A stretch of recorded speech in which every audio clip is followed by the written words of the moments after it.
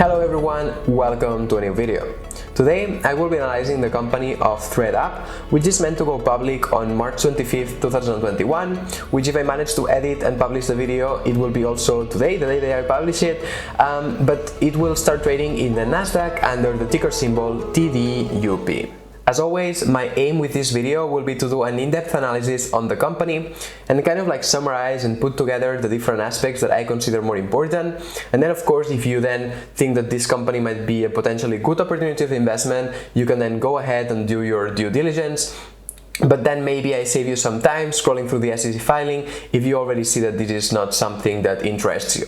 However, before we go into the analysis itself, let me give you a very quick overview of the topics that I will be covering in today's video. I will start with an introduction to the company and also understanding a bit better its business model, which I consider it to be key if we are analyzing ThredUp. Then afterwards, we'll be looking into the industry potential and also some general metrics, followed as always by the financials, and we will compare this with two other companies. Then in this case, it will be Poshmark and The RealReal.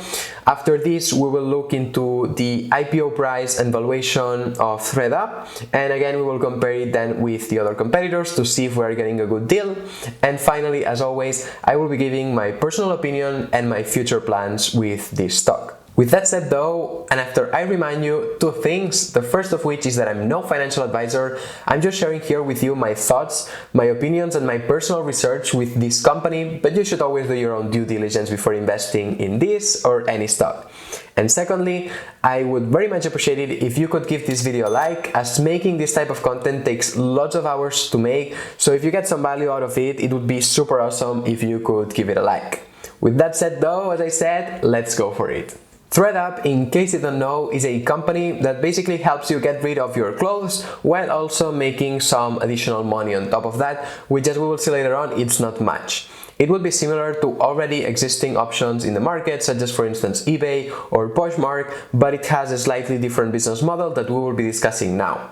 And also in the case of ThredUp, they focus only on women's wear and kids wear items. Talking about the business model, which as I just said before, it's the main differentiator factor, I will illustrate this through an example because I think it will be clearer. Imagine that you have a wardrobe full of clothes and there are several that are in good state and that you could even sell them and make some profit. You could, of course, use platforms such as eBay or Poshmark, among other competitors, but in those cases you would have to take the pictures yourself, upload them, set the price, communicate with potential buyers, ship the items, and in case of eBay, even have to deal with returns. And all of this, it's a bit of a hassle, and depending on how the situation turns out, it can be a lot of work. If instead all you want is to get rid of all of this stress, get rid also of the clothes, and in the process also make some money, then ThredUp can be a good alternative. The way it works is that you order through their app the so-called clean out bag, which is delivered for free to your home address. Then you put in there the different clothes that you would like to sell or get rid of, and you send it to ThredUp. Important, you don't have to pay anything to send the bag. Then basically ThredUp collects the clothes, sorts them, and the ones that they find acceptable, they list them on their platform to sell. The other ones are automatically donated. And then you from the app can change the price, but you don't have to take care of absolutely anything else. The only thing is that once your item is approved by ThredUp and listed, you have between 60 to 90 days depending on the brand to sell it. If you don't sell it in that time frame, they automatically donate it, which from a company perspective, it's very good because they make sure that they don't keep stock there that just doesn't sell. And also that's why they give you the option in the app to modify the prices. So if you see that it has already been several days and your item is not selling, maybe you want to reduce a bit the price to try to get some buyers there, because if it expires these 60 or 90 days, then you simply just lose it, it gets donated, and you make zero money with it. After you sell an item, the buyer has 14 days to return it, and if after these 14 days he or she doesn't return it, you can then request to get the commission that you earn. And talking about commission, in the list in the screen you can see how it works with the different percentages. Nevertheless, to keep it simple, basically the more expensive the item, the more commission you make on each sale. The truth though is that 92% of the items sell for less than $50, which means that generally speaking, if you are a seller, you don't get more than 30% commission. As you can see in the graph, more than 50% sell for less than $50, which equals a payout between 5 to 15% of the resale price, which is actually very low. Talking about the collection of the money, you can claim it back as a credit to use in the app, or you can claim it in cash through PayPal, that as you can see is the most popular option. Finally, 21% of the people who sell items don't even end up spending the money that they make, which I assume that it means that they just simply go to charity. This process that I have now explained is very interesting from a business perspective, because first of all, they are acquiring goods or items for zero cost. Yes, they have the cost of processing them, like shipping, storing them in the warehouse, taking pictures and publishing them on the website and so on. But other than that, the good itself, the cost is €0. Plus, on top of that, we also have that when the buyer buys the product, then the seller doesn't get straight away the commission. It needs to wait 14 days to wait and see if they return the product, and then after that, typically, the seller doesn't spend the commission until more than 60 days. Which gives it a lot of time for ThredUp to play a bit with this money from the commissions that they have to pay. Going back to the functioning of the platform, as you could see before with the commissions, it is not something that you will get rich with. But there is a lot of people out there who are very lazy to take pictures and do the whole process of selling them, and who simply maybe just throw the clothes away or donate them to charity. Instead, ThredUp is offering an alternative here, a very convenient one, in which they generate value not only for themselves because they are able to turn it into a business, but also for the person who would otherwise just simply donate it. And maybe they don't generate a lot of money, but it's better than nothing. Furthermore, the company is not only partnering with individuals, but also has started now partnerships with other brands, in which what they call resale as a service, in which retailers, when they have clothes that are returned to them by their clients, sometimes these clothes are worn and they simply cannot be resold again. And a good alternative for those is to give them to ThredUp so that they can sell them, and also this retailer gets some money for these clothes that otherwise they would just like throw away or generate no revenue at all. Which I think that this is also an interesting opportunity and something that they can for sure further expand in the future. There is more to these partnerships with other brands, but I don't want to get too deep right now. Another important aspect of ThredUp and one of its value propositions is regarding the sustainability of its business, as it helps recycle clothes, which is estimated to have saved £1 billion in CO2 emissions, 2 billion kilowatt-hours of energy, and 4.4 billion gallons of water. Additionally, it is also bringing value to the buyers of its products, which they also list in their platform by having helped them save $3.3 billion versus if they had bought those same items new.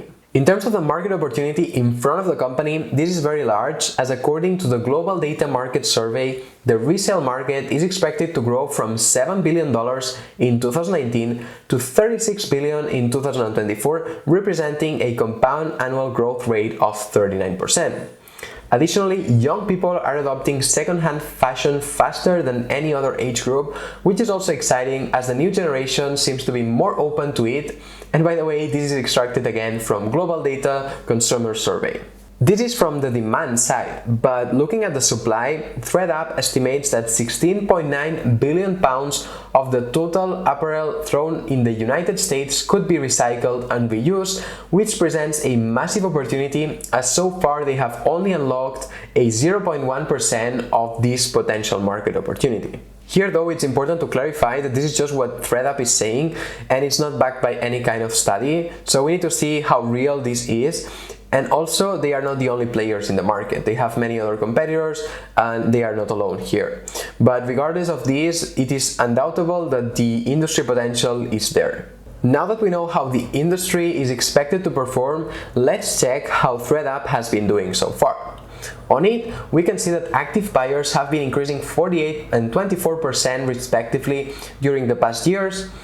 And if we go a bit deeper on it, we can see that most of these buyers are from the Generation X and with household income above $50,000 per year, which to me is a good sign, as it is people who would not necessarily have to buy second-hand clothes as they could afford just new ones, but they choose to do so, which kind of shows this shift in mentality towards being more sustainable.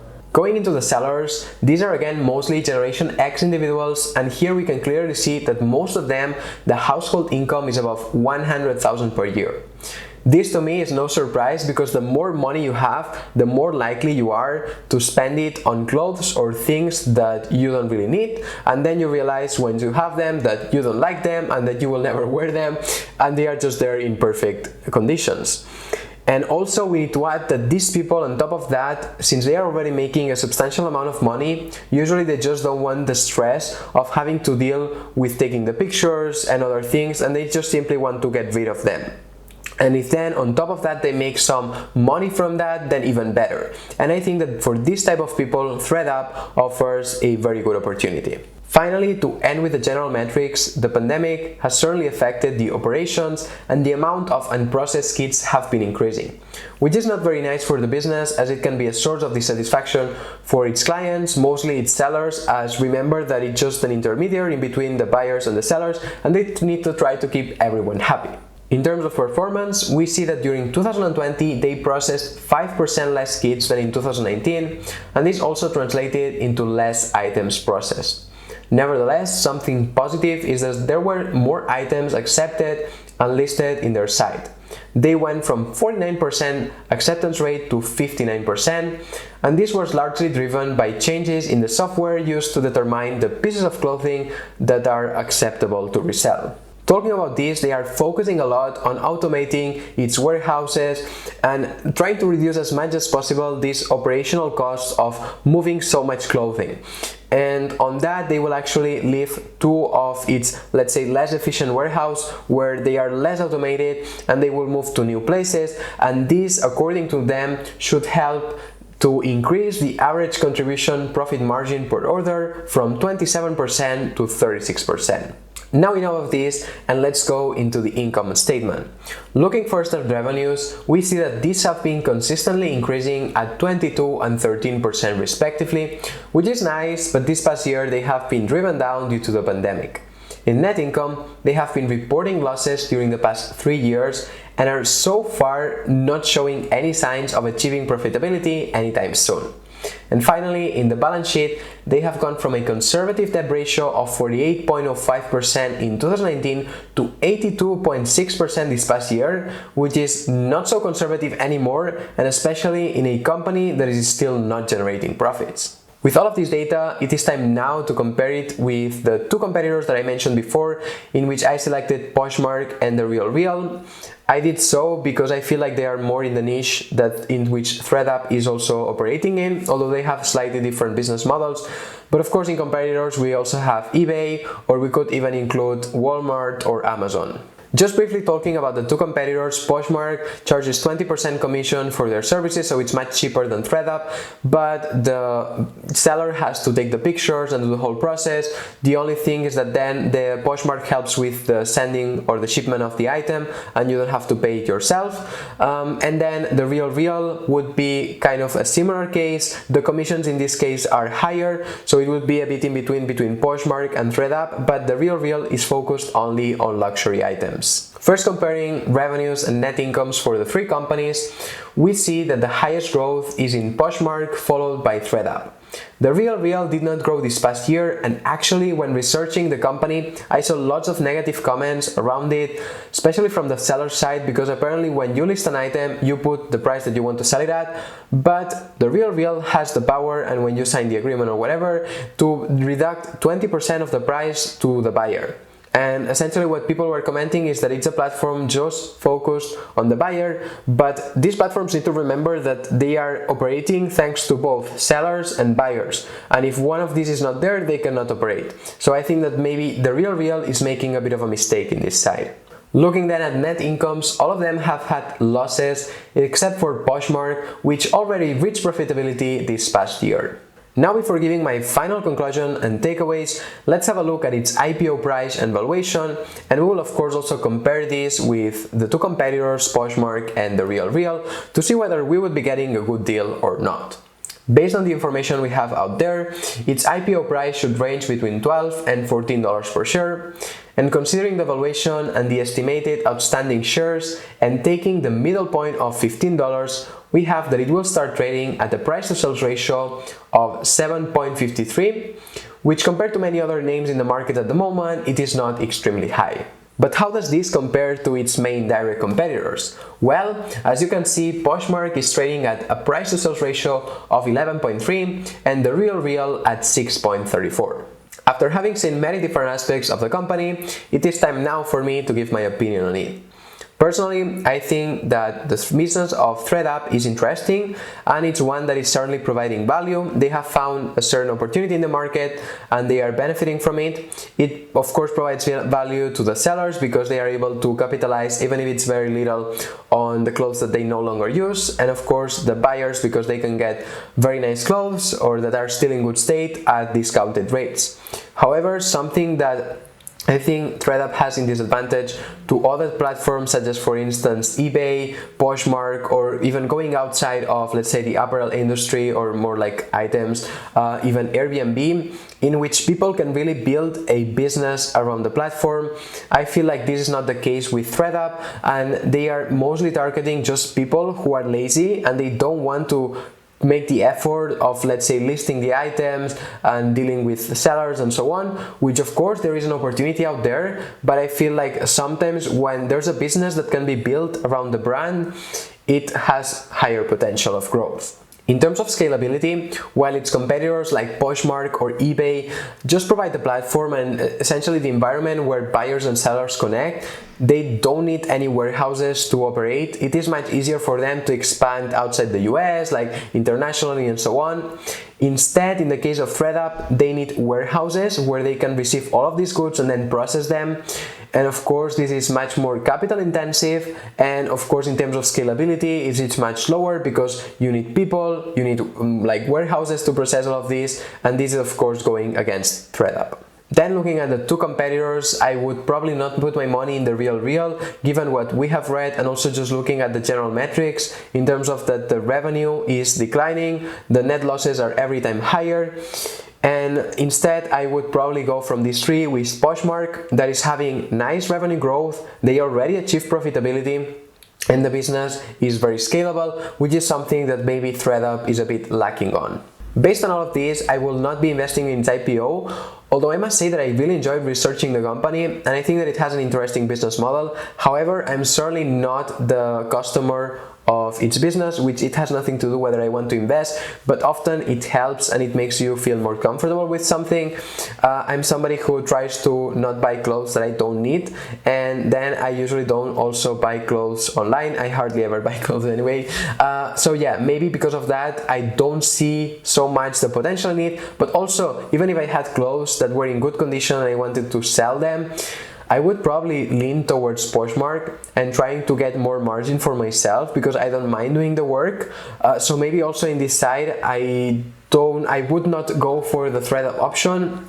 But again, as I said at the beginning, I'm no financial advisor. These are just my thoughts and opinions, but I would like to know, what are your thoughts? What do you think about ThredUp?